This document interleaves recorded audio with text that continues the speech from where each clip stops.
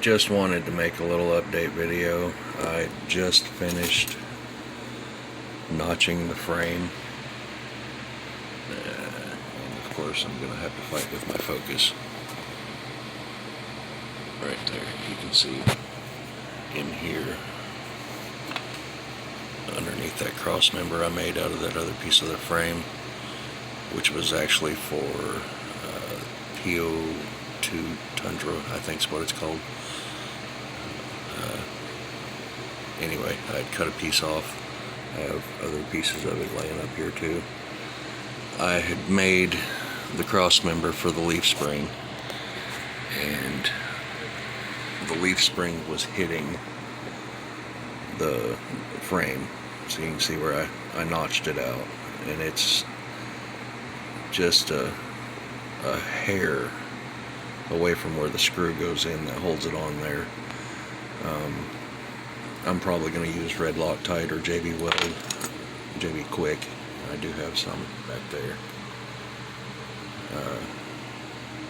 to hold it all together. I've done some little tests with my blue blue Loctite, thread locker, and JB Quick, and it seems like JB Quick will hold the aluminum panels together pretty good, so I'm probably going to use some in between the frame pieces too, here and possibly here. I think I'm going to leave this actually.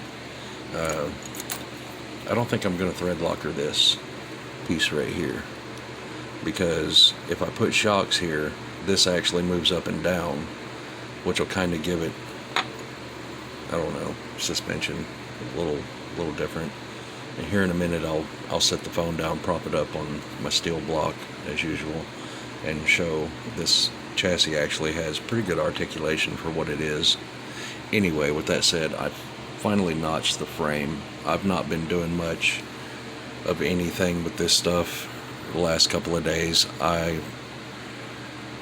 did a total count the other day, and I figured out that I was drinking about 12 cups of coffee a day, and it was pretty strong, and I was getting headaches. So cold turkey, cut it off. Had a migraine from hell for the last 2 days. Finally got some ibuprofen, knocked out the headache. Still feel like crap. Would love to have a cup of coffee, but don't want it. It's just, I gotta cut this back. 12 cups was way too much, and that was a give or take. Sometimes I was drinking more. So yeah, my caffeine intake right now is just going to be a little bit of Pepsi, just to kind of wean me off of it. But yeah, not really had the energy for a damn thing. Irritated. Just decided to come over here and look at some stuff and see if I can figure anything else out. I've got to figure out a way to keep the wheels from coming off, because they are just spindle mount. I'm thinking I need some shorter screws like this size, and then I'll drill that hole out in the center a little more, because these, I'm going to pull this wheel off. Of course I pull on this one, the other one wants to come off. Oh well, I'll get this. The spindles are just brass tubes soldered together, and I'm sure they're not strong at all. I don't plan on bashing this at all.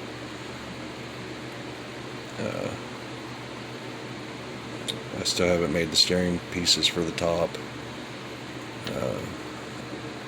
I'll set this down and get this back on, and then I'll get it set up, and I'll grab the wheels. I'm going to take the body off of it so I can show the articulation of the chassis. And I do apologize for having to set the phone down. It is a thing that I have to do, because, you know, no permanent phone mounts or camera mounts or anything like that. So, alright, steel block. Wonder wonderful steel block. Comes in handy for just about everything.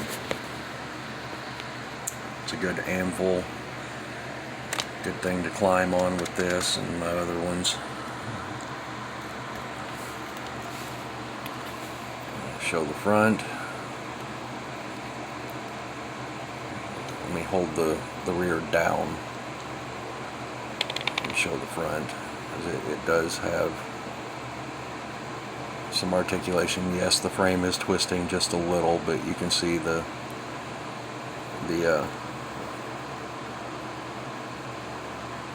articulation will work.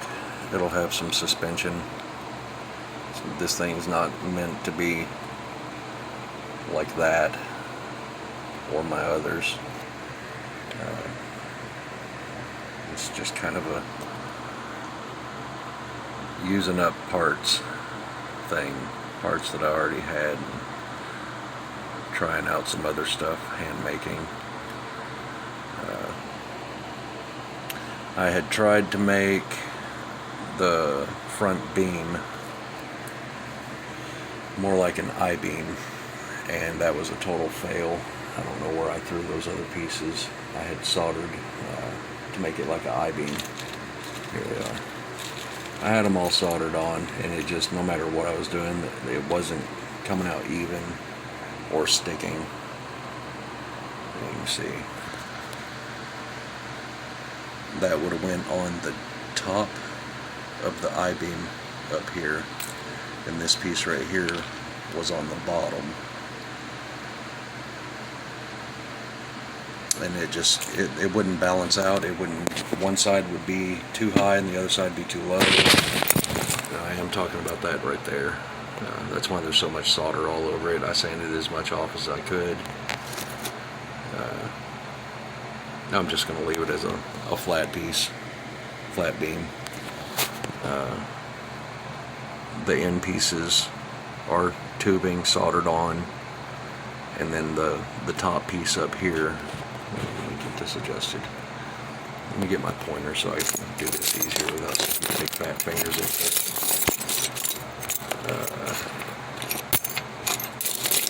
Tools everywhere. The tubing in here that the spindle goes in, the top piece, I notched it right here so the spindle drops down in it.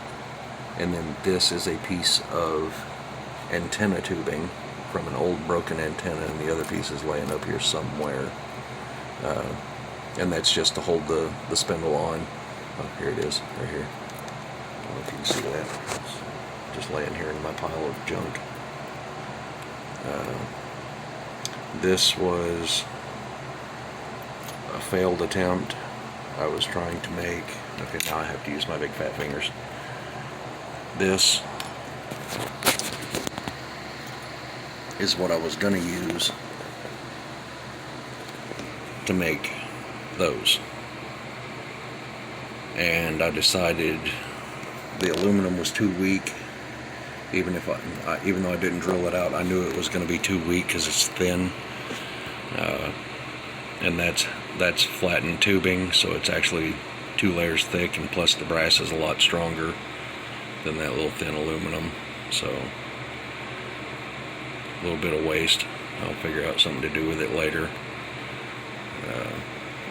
But right now what I'm thinking, since I don't have room for the short links to go in this spot to the frame, which was going to go from here to there, there's not enough room for it to run in between here.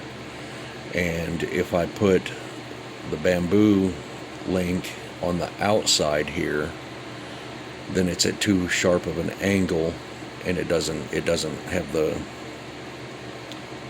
right movement, articulation, and everything. So I opted to put it on the inside here, eliminate the front link or the short link, because it's not necessary for the short link considering leaf spring and everything.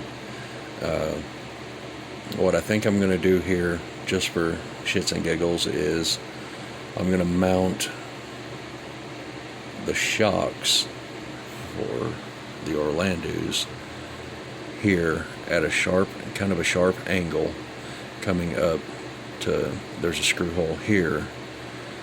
I'll have to put a screw through from the outside, I think, or from the inside going this way,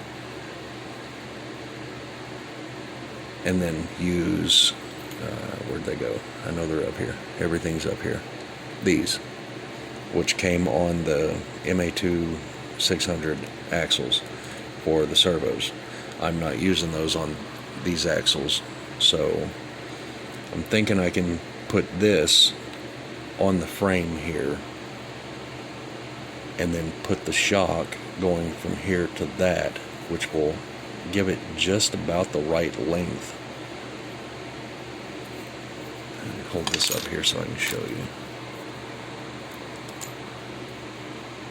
That'll give it just about the right amount of space there, I think. And then that'll also raise the front end up. The servo will be mounted, like I said on the other videos, ahead of the grill shell, or whatever you want to call it, on the front of the Willys body. It will be exposed. The wires will tuck up underneath it and go up into the ESC receiver and all that. But yeah, I think once I figure out exactly how to attach this to there, I might have to change out some screws, because this is kind of a wide flat screw. Don't have a clue where they came from. I'll go ahead and show this. These are Orlando screws and other miscellaneous screws that I got, and then this is random from you name it. There are some really tiny screws in there. Some of them are from watches, some of them are from jewelry, some of them are from eyeglasses, some of them are from other RC cars, some are mixed up from Orlando's, and I have a pile of them here that's kind of scattered because I've been doing other stuff too. Still haven't done the brass on the barrel. It's still sitting back there, and laziness, just haven't grabbed it. It's literally right here. Haven't felt like doing that because it's tedious, and like I said, this damn headache that I've had kind of got me. But those brass bands wrap around that,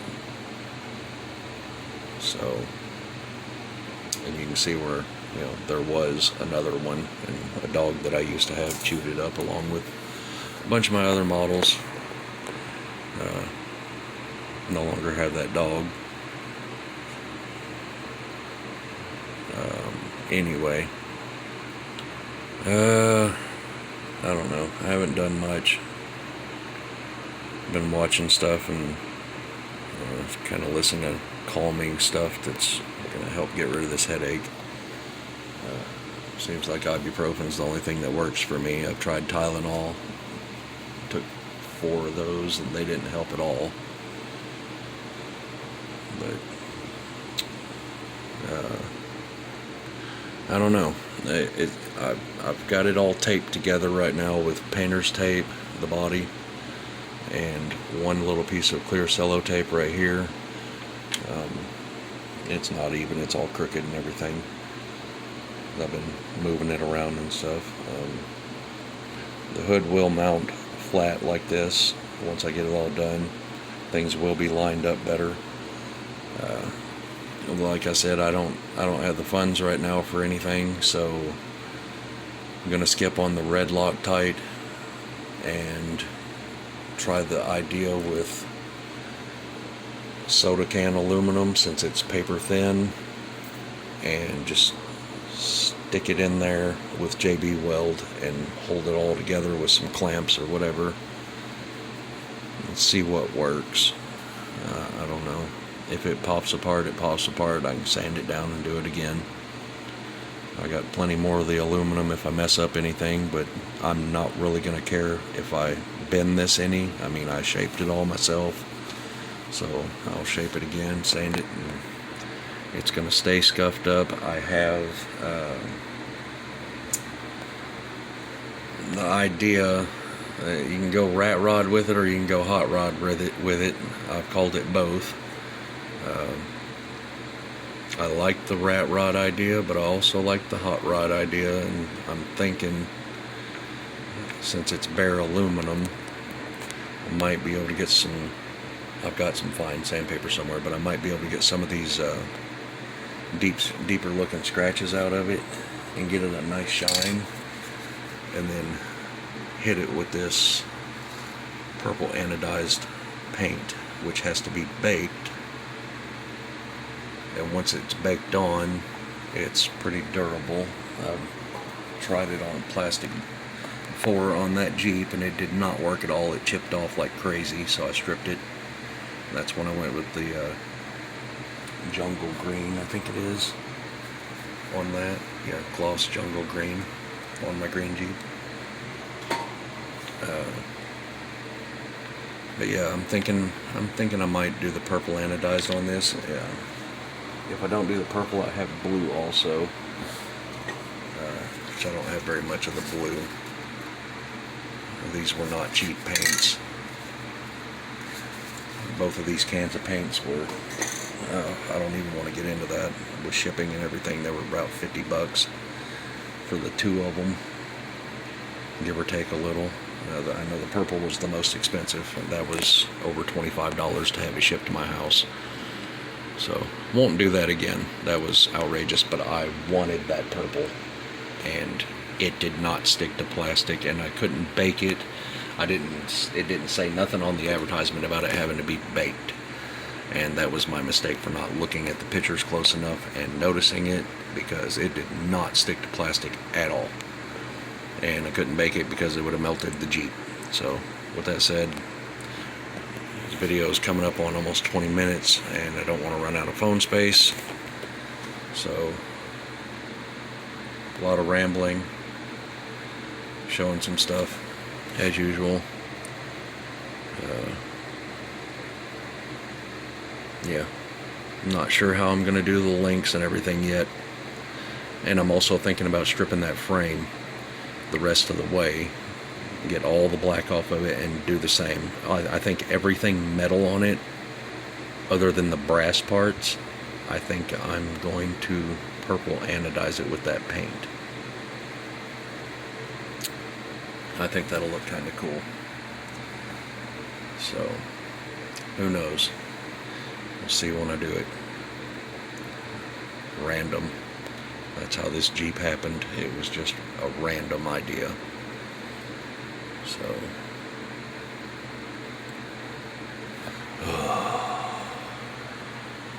the unfinished mess. I don't know. Anyway, thanks for watching. I'll get back to it once I get rid of this headache. Anyway, thanks.